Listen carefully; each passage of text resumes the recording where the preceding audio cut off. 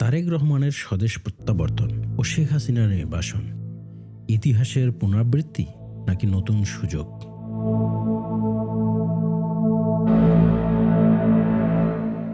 আজ বৃহস্পতিবার 25শে ডিসেম্বর। এই দিনে ঢাকা শহর জেগে উঠেছে ব্যানারে, স্লোগানে আর প্রত্যাশায়। 18 বছর পর দেশে ফিরছেন তারেক রহমান। কিন্তু প্রশ্ন একটাই, এটা কি একজন মানুষের ফেরা নাকি বাংলাদেশের রাজনীতির আরেকটি ইতিহাস লেখার মুহূর্ত? বাংলাদেশের রাজনীতি কখনো শুধু রাজনীতি নয়। এখানে রাজনীতি মানে পরিবার, আবেগ, প্রতিশোধ আর উত্তরাধিকার। হত্যার রাজনীতি, দুই পরিবারের রক্তাক্ত ইতিহাস। 1975 রাষ্ট্রের জন্মদাতার হত্যা। 15ই অগাস্ট 1975 বঙ্গবন্ধু শেখ মুজিবুর রহমান, স্বাধীনতার নেতা, নিজ বাড়িতে নিহত। একসাথে নিহত হন স্ত্রী, পুত্র, গৃহবধূ, নাতি। একটি পরিবার প্রায় নিশ্চিহ্ন। বেঁচে যান 2 জন কন্যা, কারণ তারা তখন দেশের বাইরে। তাদের একজন শেখ হাসিনা। এই ঘটনা শুধু একটি হত্যাকাণ্ড নয়, এটি বাংলাদেশের রাজনীতিকে নৈতিকভাবে ভেঙে দেয়। 1981 সেনা শাসন ও আরেকটি হত্যা। 30শে মে 1981 চট্টগ্রাম সার্কিট হাউস, নিহত হন রাষ্ট্রপতি মুক্তিযোদ্ধা জিয়াউর রহমান। এটি ছিল ক্ষমতার দ্বন্দ্ব, সেনাবাহিনীর ভিতরের ষড়যন্ত্র এবং দুর্বল প্রাতিষ্ঠানিক কাঠামোর ফল। তার সন্তান তারেক রহমান তখন রাজনীতির কেন্দ্রবিন্দুতে নন, কিন্তু ইতিহাস তার ভবিষ্যৎ ঠিক করে ফেলেছিল। নির্বাসন দুর্বলতা নয়, শক্তির উৎস। নির্বাসন বাংলাদেশে এটি শাস্তি নয়, বরং রাজনৈতিক ইনকিউবেশন পিরিয়ড।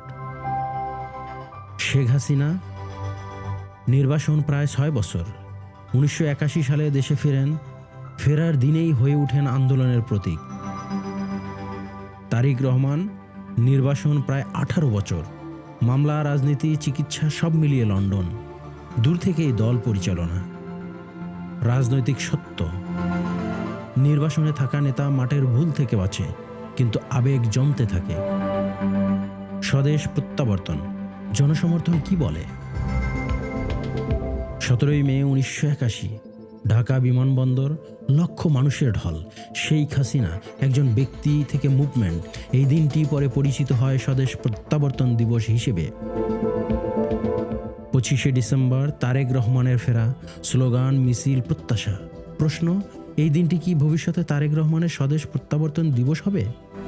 বিশ্লেষণ, যদি দল এটি স্মরণ করে, যদি কর্মীরা বার্ষিকী উদযাপন করে, যদি রাজনৈতিক ন্যারেটিভ তৈরি হয়, তাহলে ইতিহাস বলে হ্যাঁ, এই দিনটি দিবসে রূপ নিতে পারে। ইতিহাসের মিল ও পার্থক্য। মিল, উভয়ের পিতা নিহত, উভয়ের নির্বাসন, উভয়ের প্রত্যাবর্তনে গণজোয়ার, উভয়েই দলের প্রতীক। পার্থক্য, শেখ হাসিনা ফিরেছিলেন সামরিক শাসনের সময়, তারেক রহমান ফিরছেন নির্বাচনী রাজনীতির সময়। রাষ্ট্রের কাঠামো আজ বড়, কিন্তু আরও পোলারাইজড। কেন এই রাজনীতি বাংলাদেশের জন্য ক্ষতিকর? এই রাজনীতি প্রতিষ্ঠান গড়ে না, পরিবারকে রাষ্ট্রের উপরে বসায়, বিনিয়োগ ভয় পায়, প্রশাসন দলীয় হয়, মেধা দেশ ছাড়ে। আমরা প্রতিবার উন্নয়ন শুরু করি জিরো রিসেট থেকে। উন্নয়ন হয়, কিন্তু তা টেকসই হয় না। ভবিষ্যৎ, এই চক্র কিভাবে ভাঙা যায়? বাস্তবসম্মত সমাধান, ইনস্টিটিউশন ওভার ইন্ডিভিজুয়াল। নেতা নয়, আইন শক্তিশালী করতে হবে। পলিটিক্যাল ভায়োলেন্স অ্যাকাউন্টেবিলিটি, সব হত্যার নিরপেক্ষ বিচার হতে হবে। ইন্টারনাল পার্টি ডেমোক্রেসি, পরিবার নয় merit. Truth and reconciliation commission, প্রতিশোধ নয় সত্য। সিভিক এডুকেশন, জনগণ যেন আবেগে নয় মেধা দেখে ভোট দেয়। সংকটের মুহূর্তে নেতৃত্ব গ্রহণ, তারেক রহমানের সামনে ইতিহাসের সবচেয়ে কঠিন সময়। ইতিহাসে কিছু মুহূর্ত আসে যখন নেতৃত্ব আর ক্ষমতার প্রশ্ন থাকে না, থাকে রাষ্ট্র টিকে থাকবে কিনা সেই প্রশ্ন। আজ তারেক রহমান ফিরছেন এমন এক সময়ে। নির্বাচন নিয়ে অনিশ্চয়তা, রাজনৈতিক প্রতিশোধের স্মৃতি, প্রশাসনিক অবিশ্বাস, বৈশ্বিক অর্থনৈতিক চাপ, তরুণদের হতাশা, আন্তর্জাতিক কূটনৈতিক সতর্কতা।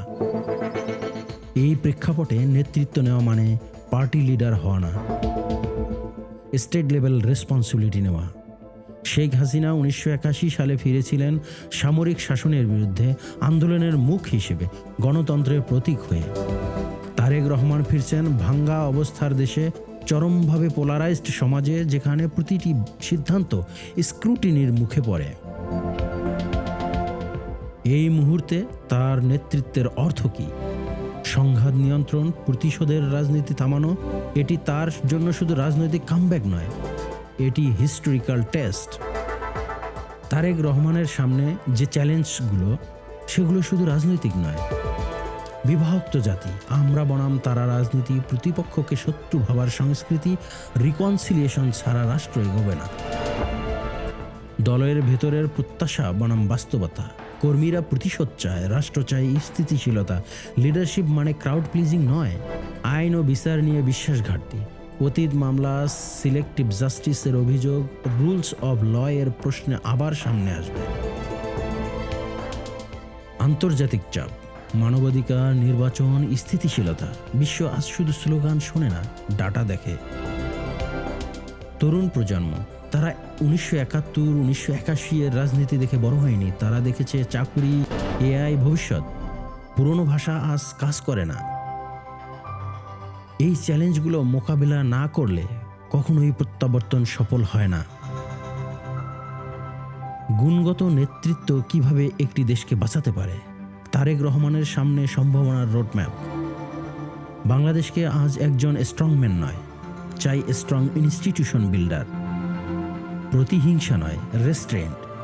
ক্ষমতা মানে প্রতিশোধ নয়, রেস্ট্রেন্ট দেখাতে পারাই সবচেয়ে বড় শক্তি।